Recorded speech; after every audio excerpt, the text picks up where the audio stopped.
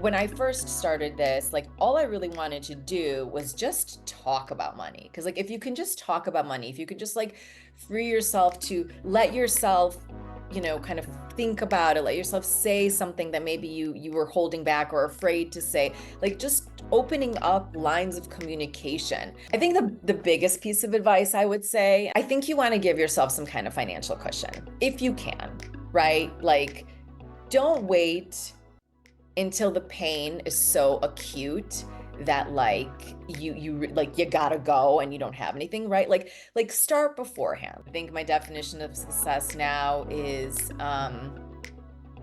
creating financial freedom for myself, finding ways to not have to depend on others for my own income. That's a big thing that we are currently working on. Like that would be a massive success. And of course, happiness. Welcome to the Champion Mindset Collective podcast. I'm your host, Anthony Dahya, and I'm so grateful that you're here watching or listening to this podcast episode. We'd love for you to share this episode with your friends, your family, and your workmates. And if you haven't already done so, please follow or subscribe to this podcast so you don't miss any future episodes and we can get this podcast out to the wider community. Today's guest is Julia Shteynburg, a money coach, passionate about helping corporate women create financial independence and build healthier relationships with their finances. After spending 20 years in the corporate world, she's transitioned into entrepreneurship, focusing on empowering women to take control of their money and use it as a tool to create a life they crave. Her approach blends mindset work with practical financial strategies, helping clients build the confidence and to live life on their own terms. Her journey from navigating life as a first-generation immigrant to overcoming personal challenges to leaving her corporate career and moving across the world has shaped her holistic view of financial freedom and emotional growth. Julia, welcome to the Champion Mindset Collective podcast. Thank you. I'm so excited to be here. Thank you so much for having me. I appreciate it. Oh, you're welcome. So, Julia, before we kick into some questions, tell us a little bit about your journey in life, where you came from. You know, what are your highlights? What are the challenges? How did you overcome them? And how do you get to the point where you are now? It's quite broad, but we'll start. Just a So, summary of your life. yeah. So, my family, my parents, along with me when I was a baby, we immigrated to the States from the Soviet Union. At that time, it was the Soviet Union. Now it is Ukraine. And, kind of being in an immigrant family, you learn all kinds of coping mechanisms and techniques, and you learn about money differently and all that kind of stuff because people just, I feel like just from an immigrant perspective, like it's just different than, when you're just a natural born where you are. Different challenges, different, things handled, like thrown at you. So also being firstborn, like a lot of the times I had to kind of like figure things out on my own, like getting a job, first and kind of like, schooling and like homework and all that stuff. So a lot of that was always just like me kind of figuring things out on my own. And that just kind of progressed. And, kind of going to college, like first person in college, I had to work and go to college. My college didn't get paid for, so I had to figure out how to get a scholarship for that and had to work. And then also thankfully had my parents' help. And when I was younger, I always knew I wanted to be successful. Mhm. I didn't know what that meant. I just knew that I wanted money. I wanted to be comfortable. I wanted, to kind of that kind of high powered corporate like life, what you kind of see in the movies and like all that kind of stuff. So that was always just kind of like my goal.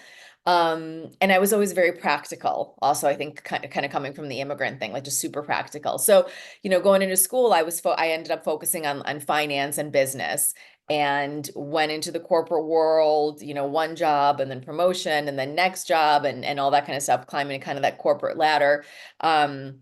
And along the way, met my husband, who also his family immigrated from the Soviet Union. So we have a similar background, which is awesome. And along that way, tried to do like the traditional things, have kids, buy a house. The house stuff worked. The kids thing didn't, unfortunately. We tried several times, but it was just not, kind of not part our life story. Mm, So kept kind of, doing the corporate thing, until it kind of got to a point. I just remember this very clearly. I remember being, kind of not satisfied anymore with work. It was a bit of a, as you get kind of like higher up, there's more pressure and all of that. And it just kind of got to a point where I was like no longer really enjoying it, mm, loving kind of like the journey.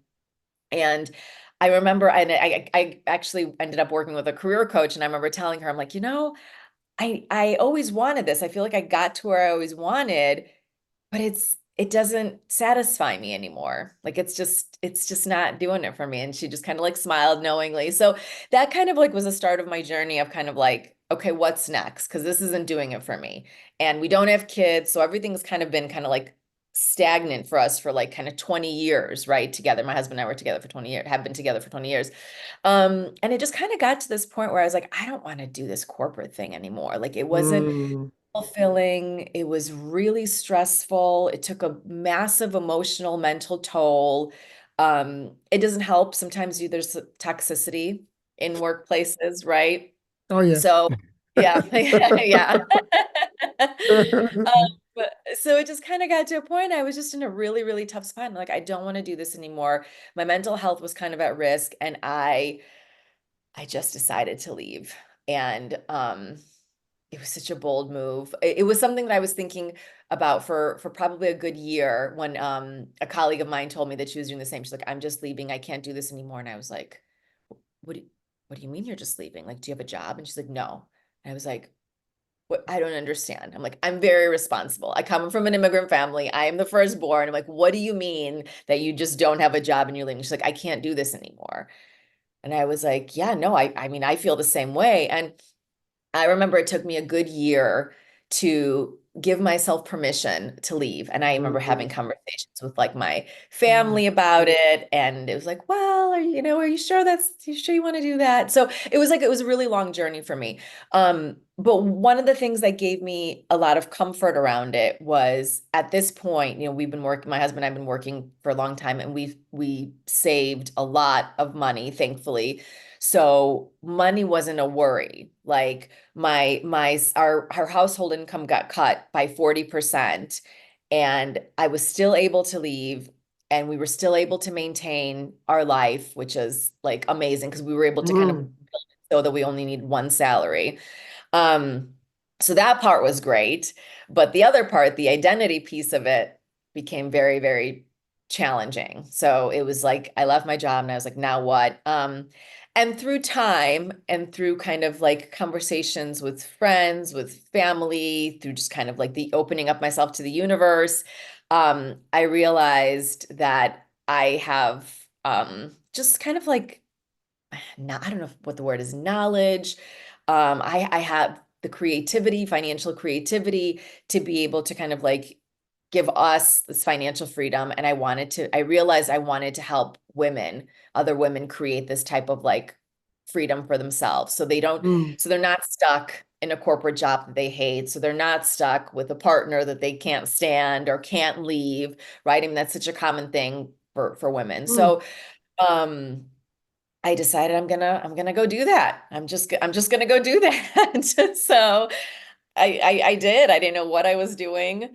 I still a lot of the time don't know, this business side of it, but you just kind of you start telling people that's what you're doing and your passion, and you start helping people, and kind of one thing leads to another, and that's what I Yeah. did.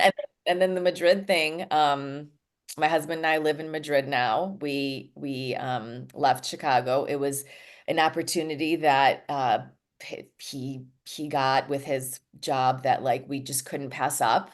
It's Mm, something that we both have dreamt of since we were like both like young. Not specifically in Madrid, but like we both wanted to like move to Europe and live in Europe for a period of time. So it kind of came up and we were like, yeah, like let's do this. It's time. We don't have anything really holding us. So here we are. yeah. Yeah. Wow, what a story. And like I'm at that space now where I've just come out of a role that I was in for 3 months before I got restructured and went through the 24th restructure and the fourth Oh, redundancy. And Yeah. I've come to the conclusion that after 20, 30 years of being in corporate world, it's not for me anymore. So again, like you, I'm helping organizations navigate change better and empower their people to also strengthen their own businesses as well. So yeah, it's something that I've venturing into, and it's the start of a new journey. Yeah, but Good for you. Julie, Welcome. you're Welcome to this yeah, side. yeah, absolutely. Well, this is my second shot at it because I did it last year, and then Yeah. it was like universe. I need a job. I need a job, and then it said, okay, here's a job, and then and it's like, well, okay, do you still want a job? I'm like, no. Yeah. And it's I interesting get because it. like it felt like going into a prison or something, and it brought up a whole lot of trauma from my childhood, of being in Mm. a boarding school in an ashram in India. Anyway, I just wanted to say that, but your story is one of resilience and reinvention. Could you share how your experiences as a first generation immigrant influence your views on money and independence? Yeah. I think it's these things that I'm kind of like recognizing now. We always talked about money freely, like at home growing up. There was never, and it wasn't from, it was the, I never felt like there was any kind of like judgments around it. I never felt like we couldn't do anything. I never got the message like, no, we can't afford it. Like I knew that we could make things work. Like I never really got negative messages around money. It was more very like practical. Like that's what it Mm, was. And I think that's kind of like how that's influenced me growing up. Like everything was just very practical, just like very mm, matter of fact. And mhm, it's not like, no, we can't afford this, like, woe is me. It was like, look, we can't do this, but like, hey, let's go do this. Right. It was mm, just kind of like very, it didn't it never felt very emotional. Like never money never very felt very emotional kind of growing up. So I think that mhm, that was kind of like a huge factor that kind of influenced me. I'm actually kind of like recognizing that now. Like it was never really emotional. And I think the other piece of it is like I think being firstborn, you just naturally go first, right, at everything. And then especially like with, immigrant parents, like they didn't really help me with my homework. I had to kind of figure it out on my own, right? Like I didn't have a sister or brother to explain things for me. I had to figure it out on my own, you know? So I think a lot of that just kind of like developed a lot of kind of like resilience and a lot of like those like toughness muscles, right? Like I, kind of getting a job at 15. I'm like, well, I want to be able to get things. I'm like, so I'm gonna get a job. Um, Having a job while going to college. Like it just like none of this was like a big deal. It was like, well, I also knew I didn't really want to take out loans. I didn't know why. It was never like my parents were like, don't take out loans, like credit cards are bad. I was just like, I never wanted to feel like I was indebted to anybody or anything. I mm, was like, and I don't quite know where that kind of came from. But like I was like, I'm not going to take a loan. I'm going to work. My parents will help, and I also was able to get a bit of a scholarship too. So we kind of like cobbled it all together, you know. mm, mm, mm. So I think that was it. Yeah. Yeah. I also relate to that because I'm a firstborn as well, and I had to learn the ropes all by myself. Yep. Yeah, no one there to help me with my homework or anything like that. Mhm. Yeah. So, what lessons from your early years have shaped your approach and how you teach your clients? Good question. I think kind of like the practicalness of it, like helping my clients remove the emotion from money. And look, realistically, like the way we're bombarded with marketing messages and all of that kind of stuff, and just messages about what money means, and what you're seeing on TV, people that have a lot of money are this way or this particular way, where we're constantly getting these messages. But I think kind of learning how to remove the emotion from like any kind of like money decision making. You're going to have emotions. Like we're all humans, of course. You feel them, you let yourself feel them, but also don't let necessarily the emotions take center stage in driving mm, your financial decisions, right? Like get clear on what you want. And that way, when you're clear on what you want, you have less kind of sway when day-to-day things pop up because they're going to pop up and you're going mm, to want to emotionally spend. Um, which is fine too, right? Like mm, I think one of the things that I'm kind of like learning in my own money journey is like, not to be judgmental and to allow for mistakes and allow room for growth and like it's all okay. It's all mm. part of the journey, you Yeah, know? yeah. Yeah. Did you go through any fear when you left your corporate job? Was there any fear involved at all? And how did you Oh my overcome God. it? You can't. It's like, I think it's like one of the scariest things I've ever done in my life. Like, I think it probably might have been like the scariest thing I've ever done in my life is like leave my corporate job. Oh, I was So so comfortable, scared. isn't it? It It's so was comfortable. it's so uncomfortable. Yeah. You're like, am I doing the right thing?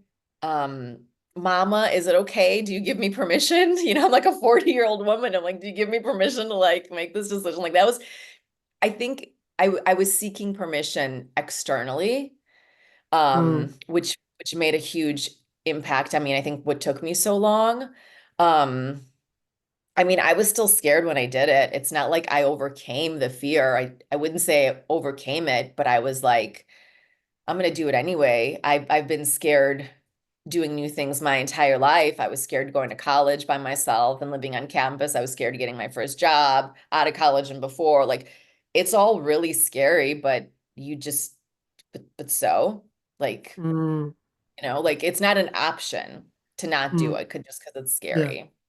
So what Yeah. advice would you give someone who's contemplating a similar leap and is facing uncertainty and fear? I mean, I think there's always going to be some risk. There's always going to be some uncertainty and fear. I think the biggest piece of advice I would say, and of course, because this is just like my job, I think you want to give yourself some kind of financial cushion if you can, right? Like, don't wait until the pain is so acute that like you gotta go and you don't have anything, right? Like start beforehand. Like if you have an idea that this is maybe something that you want to do, like just give yourself some breathing room because that way like you don't add financials. Like it's stressful as it is. But like don't add another layer of stress, right? So I think that would be my biggest piece of advice. And look, and it's like if you can't, you can't, but kind of do what you can to help yourself, like as Yeah. early on as possible. That's what I Yeah. would say. Yeah, I mean, if I look back at the the redundancies that I've been through, four of them in my career, and they definitely weren't something that I decided I was going to do. They were forced on me.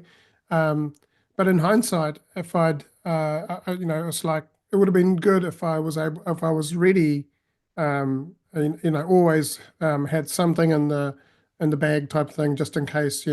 Um, Mhm. but then you're living from a place of fear all the time. So, um, you know, yeah, it goes swings and roundabouts, I guess. Um, Yeah. yeah. So, how did that experience reinforce your belief in the power of financial independence and mindset as well? Like, Well, what was the mindset like at the time? yeah. Well, I want to talk I actually want to say one thing about like the living in fear, like the one point that you mentioned about like living in fear and like living in scarcity. Mm, I don't necessarily think it's living in fear. I think, you think of the way I would think about it, or I would recommend, I would reframe it, is mm, it's not that you're living in fear. It's like, look, you're hoping for the best, but you're also kind of protecting yourself. And I mm. don't think that's necessarily like living in fear. No, it's not. No, no. Yeah. No, I Yeah. mean, for me, it was most of my life was living in a space of lack and scarcity, and it's only in the last year and a half, 2 years that I've actually broken away from that through healing, through my Mm. trauma. But for most of my life, I was like, I've never got enough. What am I going to do? And imagine living like that. Well, I know firsthand. I don't need to imagine because I know firsthand what it was like.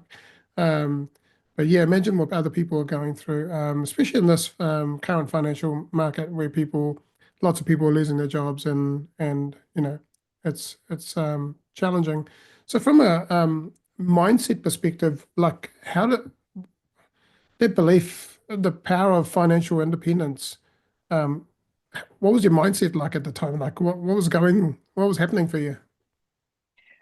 Like when I was leaving my job. Mm. Um, And what was your mindset like before and after the transition? yeah. I mean, before, it's a great God, it's a really great question. Um, before you're like you're getting a steady income, right? So you're kind of like relying, it's scary, right? The fear piece is really real. Like you're scared, like, oh my God, what am I gonna do? I don't know anything else. This is all I've known, right? Like kind of like lack of kind of almost belief in yourself. And also, depending on your situation, like I think inevitably, like your self-esteem gets a little bit impacted too. So if your corporate job situation gets so bad that you're leaving, there's probably something kind of negatively affecting you. So that really kind of negatively affects a little bit like your self-worth and your self-belief, right? So there's a lot of like, I was kind of trying to battle through that as well. Um, but then afterwards, it was just this like massive sense of like relief and this kind of like I really had to work on myself, like I will be okay. I Mm. will figure it out. I will find something. I have many talents. The identity piece was probably like the hardest thing that I struggled with, because I was doing kind of the same thing for 20 years, and then it's like, well, now what? Like, I don't have Mm. any other skills, you know? And it's like, no, you do. You can learn, you can create new things, you can evolve. And I think that was kind of the biggest thing, is like believing I can evolve. I think a lot of people get into kind of, at least, I don't know, our generation, right? You kind of get into work and you're like, this is all I'm going to do and I'm going to keep growing. But like, and there's almost a little bit of fear of like learning new skills and kind of maybe moving horizontally or taking a step down, but it's new. And I was like, no, I can do this. Like I've done it Mm. before. I can do this. So I think that was Yeah. kind of the biggest mindset shift, is kind of like the confidence that I will figure this out. Yeah, yeah, yeah. So you mentioned moving to Madrid. That's in Spain, right? Yeah. Is that in Spain? Yeah, yeah. Yes. Yeah. So that was both. That would have been a challenge, but an amazing opportunity for you as well, right? What did that Yeah. transition teach you in redefining, excuse me, redefining productivity and finding a new sense of identity? Since we've been talking about identity, like, what did it teach you? Mm. It taught me that I am stronger than I had ever thought possible.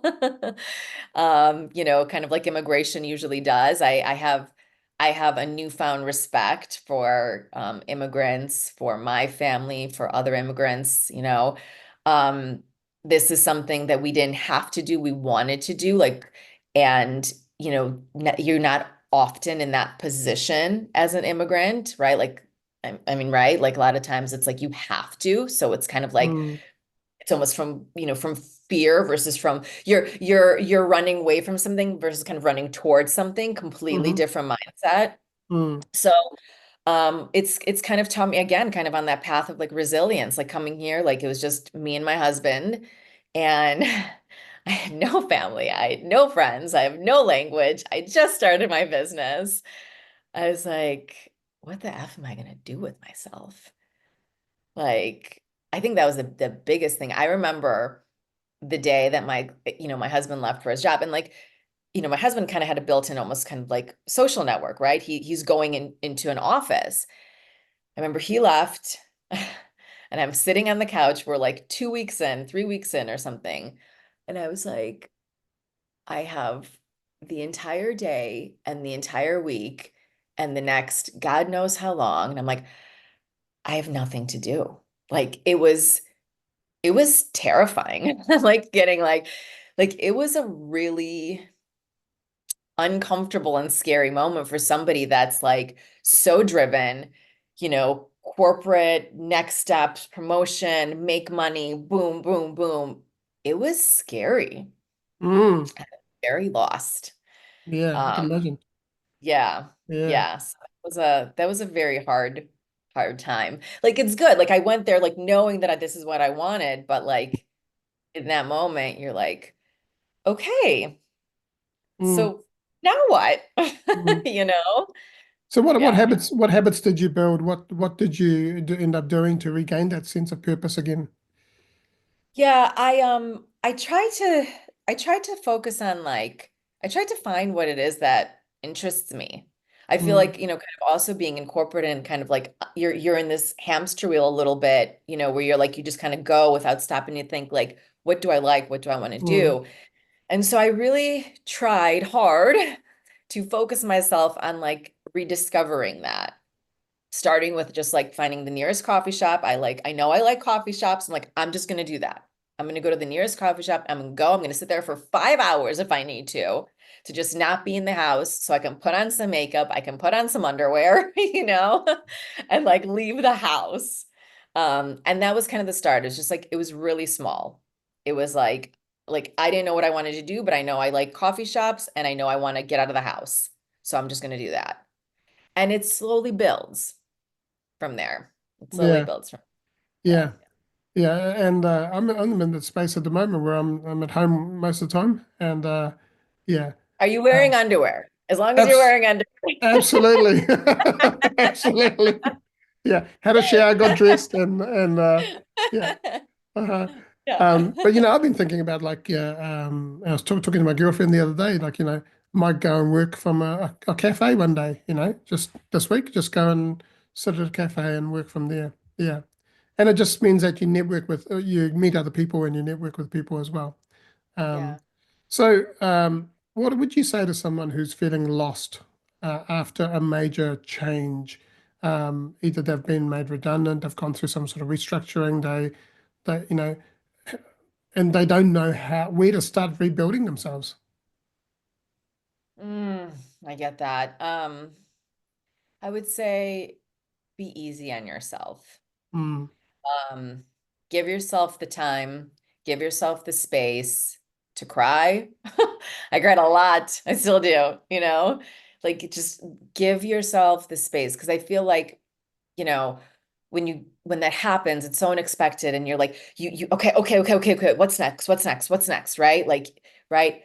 So hopefully you have a financial cushion so that you can give yourself some space and some room to breathe and some time to really like figure out to take some next steps that, will kind of help lead you in kind of like the next direction. That's what I would say. I was like, give yourself the space and give yourself the grace. I think yeah, that's the most important things. absolutely. Yeah. So money is money mindset, and money and mindset are very closely linked, right? Mhm. And it's in your coaching as well. Why do you think there's so many people struggling to build a positive mindset around money, and how do you help them shift that? Yeah. I think, based on what I'm like hearing with my clients, I think people don't see positive experiences with money. And I think people don't talk about money. I think so. Mm, So I would say not talking about money before even the positive experiences. I would say like like everyone that I talk to, they're just like me and my family never really talked about money. Like I mm, don't know, right? Like I don't even know. So then all the messages that they got, they then started kind of attaching meanings and attaching stories to them that may or may not be true, right? no, Right? because Yeah. money is neutral, right? It's a tool, and Right.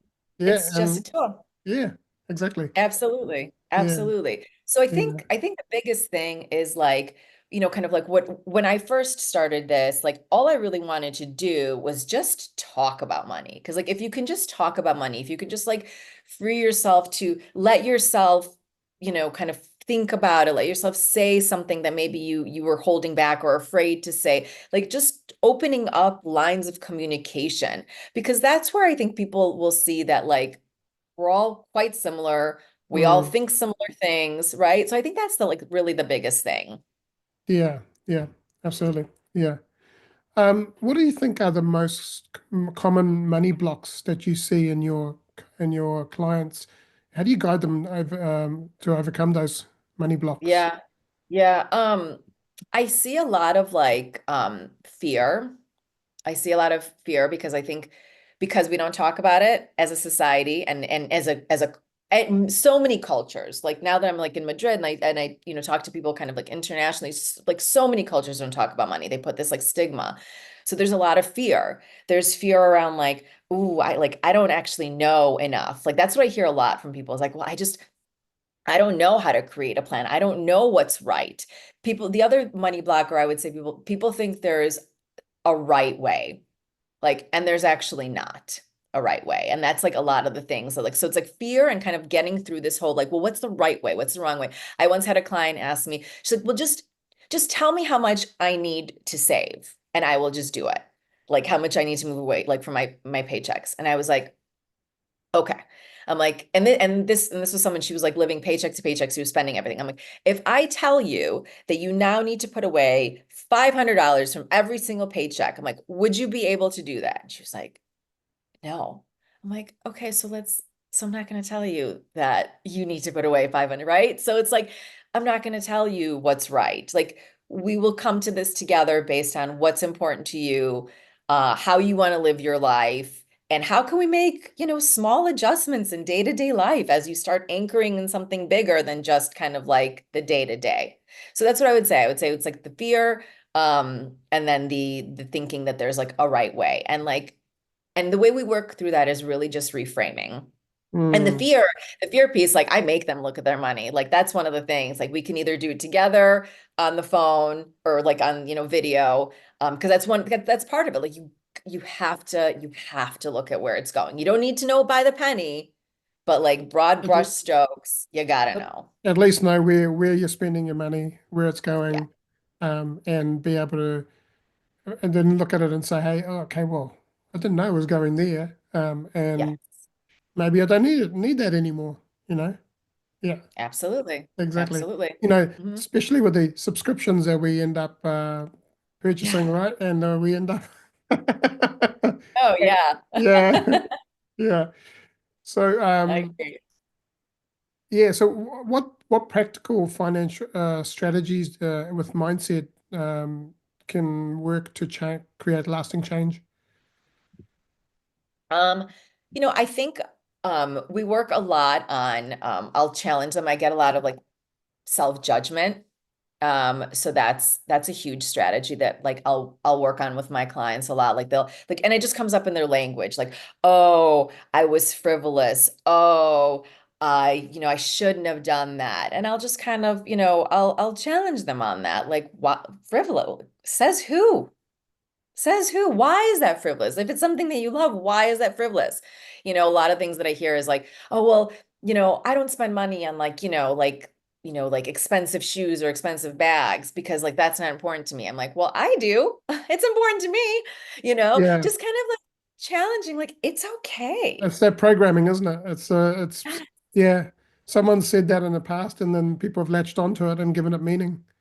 Yeah, Yeah. And yeah, then judge themselves if they do. If I judge myself for what I spend on jewelry and clothes and shoes, like I would not be where I am. But like it's okay. Then I don't spend on other things, right? Like you just got to figure out what your values are. And that's probably the biggest part is like kind of challenge them to not be so judgmental and to let themselves enjoy. I mean, money, you make money so you can enjoy it to elevate your life to live a good life. Like that's what it's there for. Like yeah, take care of yourself and enjoy your life.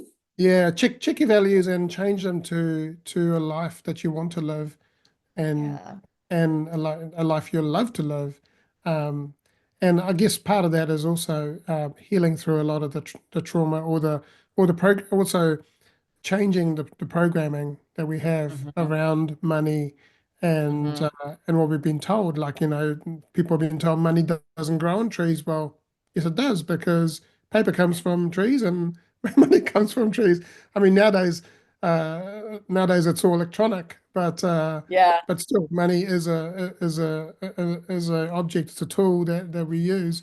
And look, for me, uh, that scare, as I said before, that scarcity and lack it was always there, present. And I was like, oh, I Yeah. can't do this and I can't do that. And I'm like, whoa, hang on. And it's all about working out what your priorities, what your values are. and then living authentically to those values and making sure that your beliefs are supporting you and not um, sabotaging you, right? Yeah. Yeah, Yeah, I yeah. agree. I agree. And also making sure like letting yourself, I think a lot of the stuff comes like a lot of kind of the money issues, whatever you want to call it, comes also through like um not letting yourself feel negative feelings. Like no one wants to feel negative, right? No one wants to feel upset or disappointed, right? So what do? They spend money or they'll eat, right? That everyone's gonna kind of have different coping mechanisms with like to buffer their feelings, to kind of like push away the negative. I'd rather feel good instead. So it's like, a lot of this work is also just and I don't have money trauma, thankfully, but like, I understand some people might. So, you may need some therapy too to just like, you gotta let yourself feel your feelings so that you're not spending money to cover that, so Mm. that you're spending money to like live a life that you truly love. Yeah. Absolutely. Yeah. So like on Thursday, this coming Thursday, in 2 days' time, this podcast is a year old. And happy birthday, yeah. And Yeah. uh and my girlfriend and I were talking about going out for dinner. And at first I was like, oh, that place is too expensive, or that. And then she said to me, we're going out to celebrate. I'm like, yeah, absolutely. Yeah, I don't care how much it costs. We're going to go and celebrate because it's not like we do this every day, right? So it's yeah. Good for So you. and it's so cool that I have a girlfriend who's supportive, but also challenges me on the way I speak about things. Yeah. And I don't think I've ever had anyone that did that for me. And I really appreciate that because it's like she calls me up on my bullshit, right? She calls me Yeah, yeah, yeah. up. Good. That's And she, important. That's yeah. important. Yeah. And Mhm. I'm like, yeah, thank you for that. I appreciate that. So yeah. Yeah. Well, good for So you for being open to that too, because it's like it's one thing to have a partner that's gonna kind of challenge you and call you out on that. But the flip side of it, it takes two to tango, as they say. Like, so you have to be receptive and open and not defensive, right? So good for you. Good for well you the guys. well the interesting thing is maybe a couple of year or two ago I would have been defensive. But I've done a lot of growth and a lot of work on myself. And I'm like, now where I am in my life, I'm like, give me feedback. Give me all the Yeah, feedback yeah, you can give me. I'm like, just slap it on me, yeah. because especially when you're on this coaching journey, you're wanting to become the best version of yourself. And I'm also living from a place of vibrational energy, of living from a place of love, rather than. Mm, So now I love money. Money and I have yeah. a good relationship, you know. And I did this. I remember a while ago. I did this meditation where I saw money at the knock on the door, and I opened the door, and money. It was like this figure of a human, but it was money. And I said hi, and Money said, "Can I come in?" And I said, "Sure." I let Money come in, and then I saw Money go and sit on a couch, and I then went and sat next to the couch, and I said, and Money said, "Well, you've been ignoring me, and you've been pushing me away." And I'm like, "Oh," and I went, Hmm. "I'm sorry." And he said, "I love you. I want you to love me." And I went, "Okay."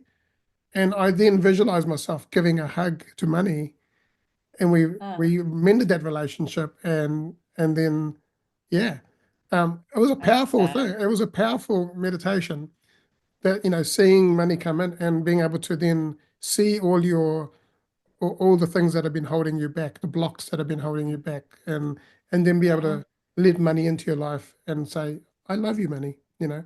Mhm. And I've been reading the book Think and Grow Rich, and I've been learning a lot from that book as well. So I've written Mhm. down like what my intention is, and in terms of what I want to earn in my business, and and every morning, every night, I read that before I go to bed when I wake up.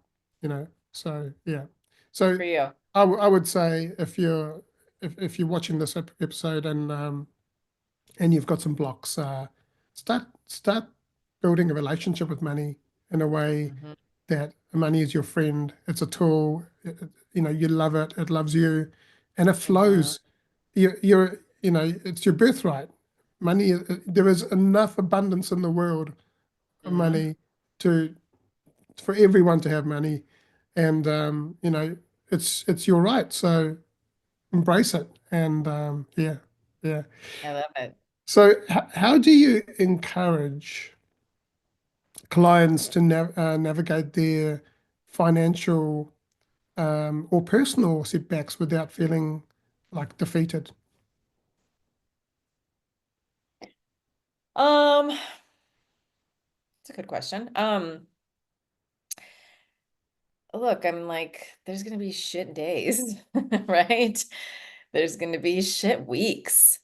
Um, but I think it's really important to be able to find something for yourself that regrounds you. And that could be a ritual, that could be of, kind of talking to a friend, that could be find something that will kind of get you to a place of regrounding because it's inevitable. Like you're gonna have setbacks, right? You're gonna have quote unquote mistakes, but like kind of like maybe like what I would kind of tell my clients, maybe kind of create some kind of jot down a list of like some thoughts and sayings, like when you are in a down place, when you do feel defeated, things to kind of like get back that's going to kind of center you. And I wouldn't hide from those feelings either. Like I wouldn't try to push them away. Like, I mean, I'll be very vulnerable and frank. I had a moment earlier today where I felt a little bit defeated. It was rough. I had a little bit of a rough time. And I was like, I was crying. I called my sister. I was crying. I called my husband. I was crying. I'm like, but it's like I let myself cry. But then I also was like, you know what? This is part of the journey.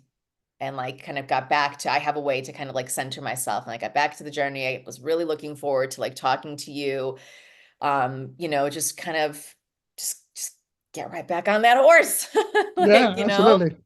you And got it, to find something that works for you. yeah, Yeah. and when you're feeling often when you're feeling defeated means you're feeling lonely and Yeah. you've got no support there. And I think it's important so that we reach out to people and like we're doing, we're doing a podcast interview, but we're having a chat, and it's like, and you know, I know you're teaching women, but I mean, I'd love to learn a few things about money as well because that's something Yeah. that's been impacting me. But like I've been listening to this podcast, a guy in Australia, and I've been learning lots about money just through this podcast.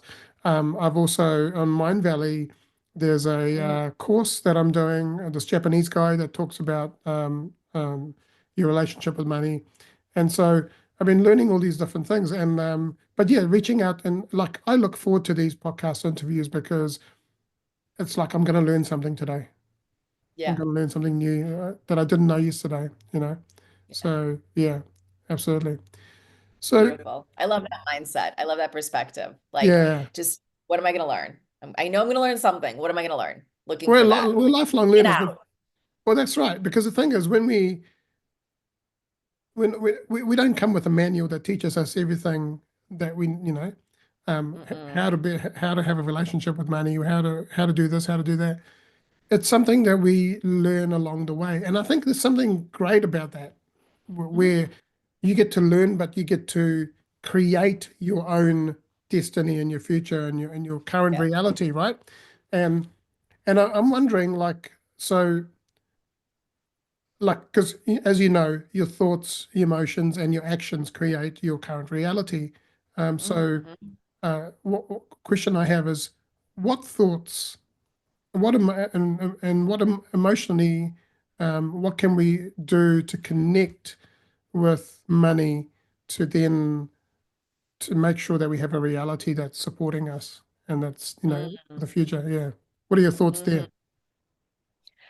I think my thoughts there would be like, first, it's kind of the way I teach my clients about kind of creating a goal, I think your first step is understanding what your thoughts are about money. Mm, It's great to it's great to like want to have a good relationship with money. That's awesome. mm. But and that's point B. I talk a lot about like Google Maps, right? Like that's your destination. It's just, yeah. But yeah, we don't know how we're going to get there until we know what our actual thoughts are. So I think the first step is to just really kind of like give give yourself carve out some time. Like, what do I think about money? Um, what have I heard about money? Like these are things to kind of journal or ask yourself, like, what have I heard about money? What do I think about rich people? What do I think Mm, about poor people?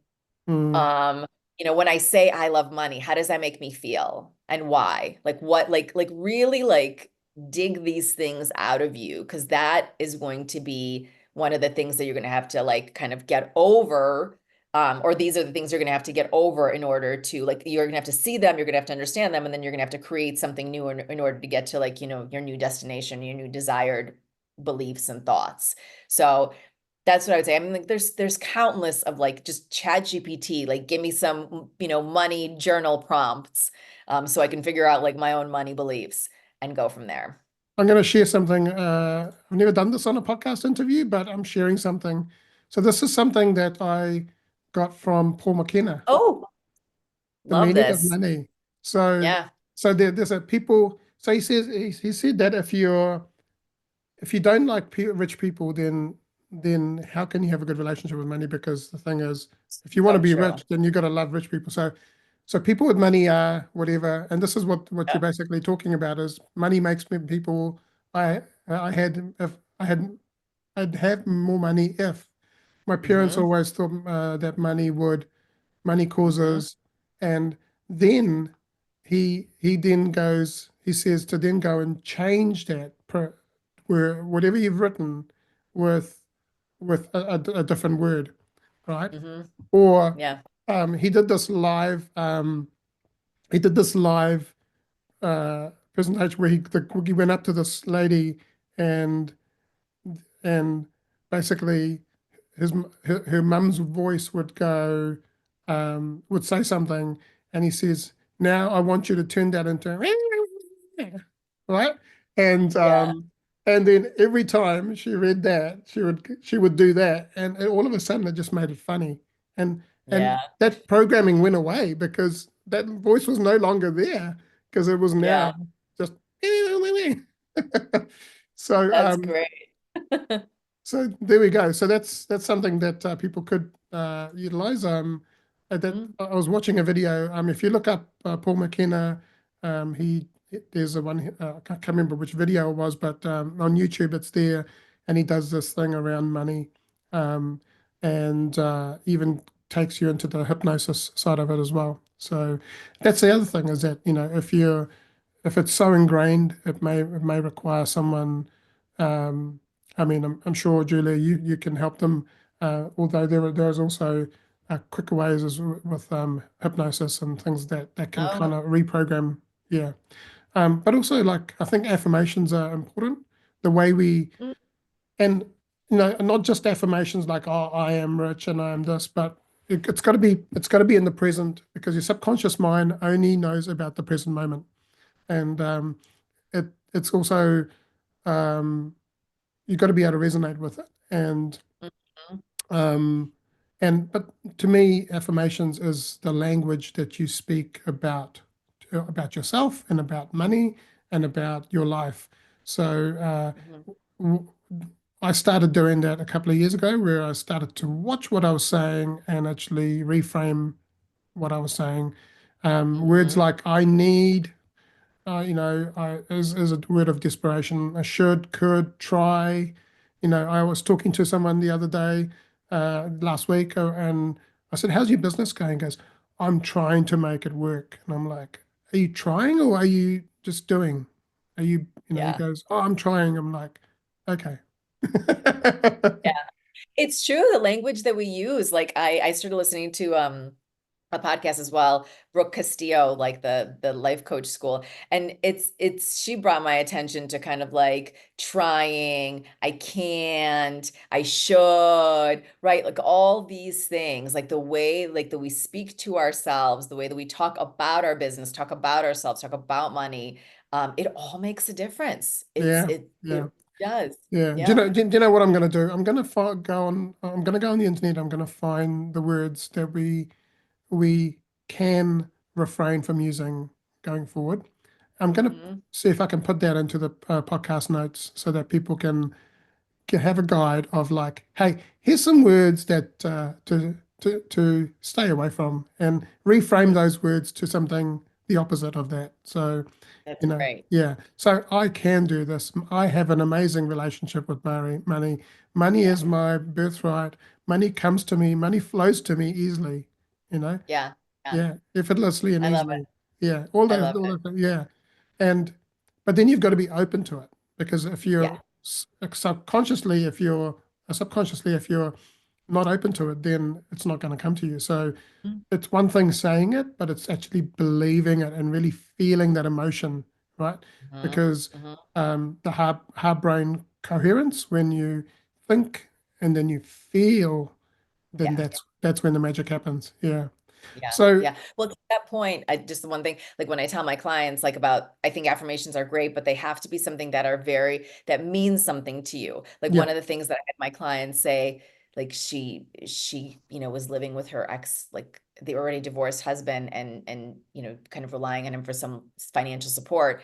And I was like, say like, so for her affirmation is like, I don't need so and so's money. And like, you need to say something so that like you feel it in your bones so it reverberates like in your heart, right? Like you feel it. So it's not just affirmation saying it. It's like you got to feel it in your body. absolutely. Yeah. Yeah. Because when you feel it in your body, it sends signals to your brain Yeah. to start creating that reality. Right. So, yeah, absolutely. So, what role do trust and faith play in the process of overcoming challenges and building resilience?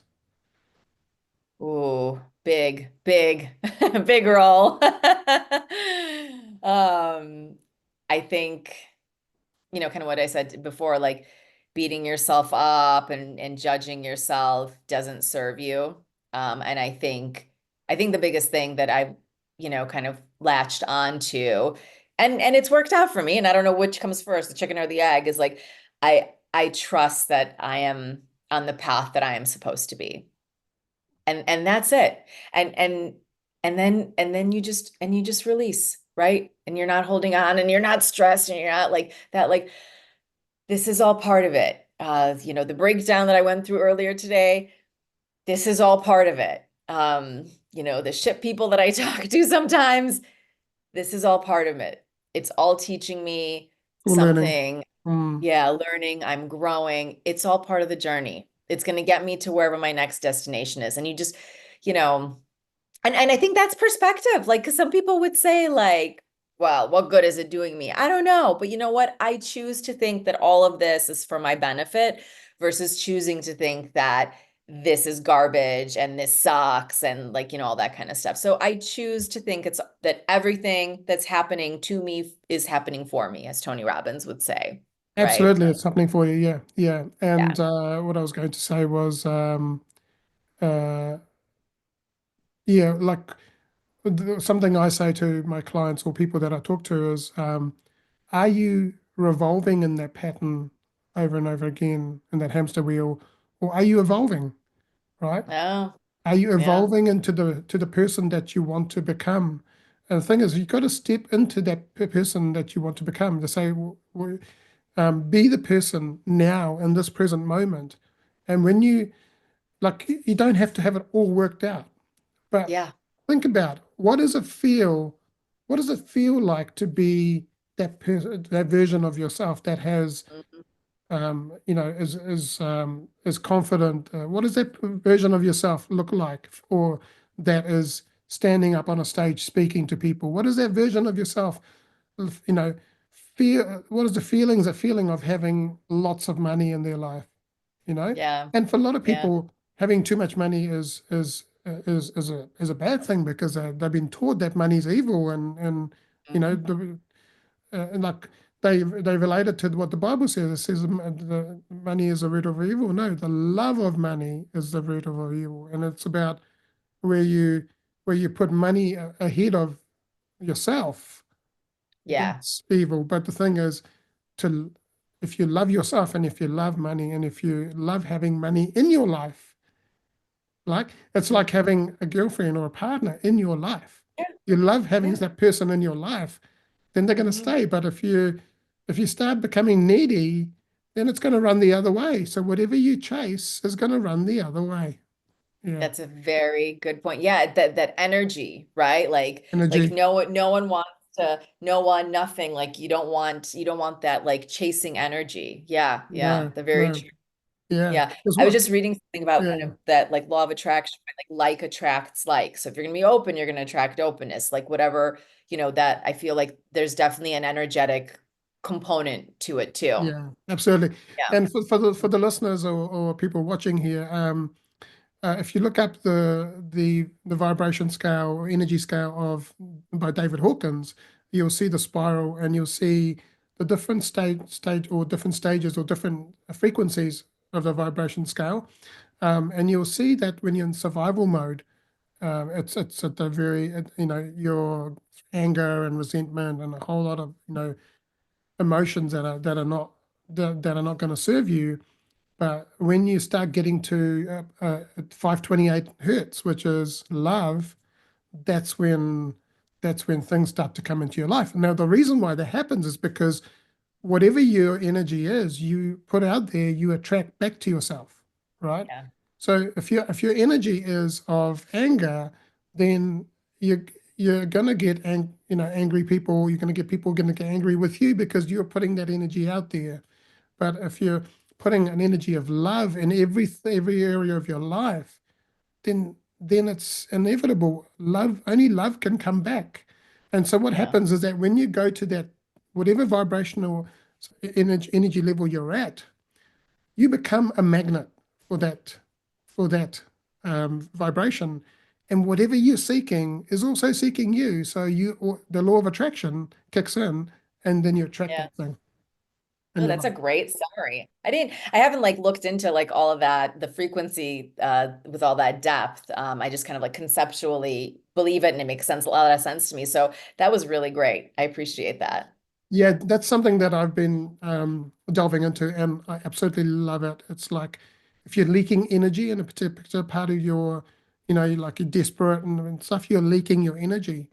Then, Mm, then like imagine having a cup of water, and then all of a sudden it's leaking, and then you haven't got enough water. So, so it's about really making sure that our container, because we are a container, and whatever mhm. is in our life is not leaking, but it's also vibrating at the right. As Bruce Lee said, be like water, right? Be Water. like Yeah. water, be like water, and when the water is in a pot, the water becomes a pot, right? Yeah. It's Yeah. Yeah. about Yeah. Yeah. yeah, That's true. yeah. Whatever True. you're in, you become it. So whatever Yeah. energy you put out is what you become. And whatever you focus on, wherever. So number of people say this. Dr. Joe Dispenza says is that where your where your energy flow, where your attention goes, your energy flows. And Yeah. so Yeah. so Tony we've got to Robbins make says that sure. all the time. Yeah. Yeah, so we've got to Yeah. make sure that our attention is in the right place so that the energy can flow to it, your vibrational energy rises, and you then become a magnet to attract that. Yeah. Hmm. Mm, I love it. yeah. I'm all in. All right. Five quick fire questions and then Oh, all then right. we're done. So what is your definition of success and has it changed over time? God, I don't know. I don't know. I think my definition of success used to be correlated to level of kind of corporate work, right? Like analyst, senior analyst, like that used to be my definition of success, very, very strongly. I think my definition of success now is creating financial freedom for myself, finding ways to not have to depend on others for my own income. Um, that's a big thing that we are currently working on. Like that would be a massive success. And of course, happiness, right? All of this like assumes there is an underlying like focus on happiness, focus on something that, enhances your life. Make sure that, Mm, you're not just kind of grinding away. mm, awesome. Yeah. Who's your greatest inspiration and why? I wouldn't, I don't know if I have one person. I think everybody is inspiring because people overcome such incredible things. Like, my story could be mild compared to others, my journey, but like immigrants are inspiring. Motivational speakers are inspiring. You're inspiring. My parents are inspiring. My husband is inspiring. My sister is inspiring. I think everybody I think everybody is inspiring because everyone's just kind of like trying to live their best lives, So I don't think there's just one person. No, no. What is something that you believe that others may disagree with? Mm. That like this whole, kind of what we talked about earlier, things happen for a reason, slash things happen just the way that they should, Mm, I think that's a big one. Not everybody feels that way. mm. If you could go back and give your younger Julia self a piece of advice, what would it be? Oh God. Stop worrying so much about making mistakes. Like make them fast, make decisions faster, like that. I would sit in analysis paralysis, and I'm in the process of changing that. Yeah, fail fast and fail often. Yeah. Yes. And Yes. one of my bosses used to say to me, Anthony, do you know what a mistake is? I said, it's a bad thing. He says, no, no. You know, when you make a movie, I said, yeah. He says, you have a lot of mistakes. I'm like, yeah. He says, but eventually you get the right take and you make a Yeah. multi-million dollar movie. I'm like, I love that. I yeah, love that. That's so yeah. like, yes. Here's another one. For Here's lack another of a one. better word. Uh, here's another one. I'm in your future. You're in my past, but we're both in the present moment. Yes, yes, yes, yes. Yes. That is a good one, the time zones. Yeah. Yeah. Alrighty. Last question. What is one message that you'd like to share with the world? Mm. One message I want to share with the world. My God, that's a lot of pressure. I think one message I want to share with the Uh, world is, Yoda, come on, tell us. yeah, right. Yeah. Um, you know, like don't wait. Yeah, Don't wait to make improvements and changes in your life. Like I'm sure there are so many people right now thinking, like, God, I would really love to start learning Spanish, get my money together, start a podcast. Like don't wait because you're going to be 30, you're going to be 40, you're going to be 50, you're going to be 60. You're going to hit these, you're going to like you're going to be 1 year older, and like that's inevitable. So like just do it now. Do it when you want it. Right? Like don't wait. yeah, Yeah. absolutely. Yeah, awesome. Now, Julia, if people have been listening to this podcast and especially women who you coach would like to reach out to you or get in touch with you or learn more about your programs and coaching, how can they do that? And is there anything at the moment, programs that you're running that people can join? Yeah. Thank you for asking. So I also want to clarify, yes, I target women, but I also work with men and I work with couples as well. So I am more than happy to answer any questions men have as well, or if they want to work with me. So you can go to my website, www.theluxurioussaver.com. You can also just send me an email and be like, hey, I'm curious to kind of like learn about your program. And my email is fincoachjulia@gmail.com. So Yeah.